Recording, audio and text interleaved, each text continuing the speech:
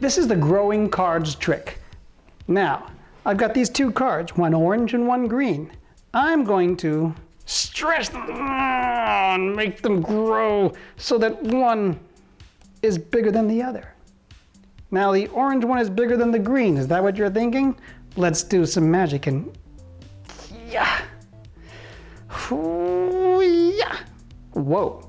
Now the green is bigger than the orange. That's the magic growing cards. This is the growing cards trick explanation. It does use two cards, and they are actually the same size. However, the magic is when you put one behind the other, it creates an optical illusion that the one behind is smaller than the other.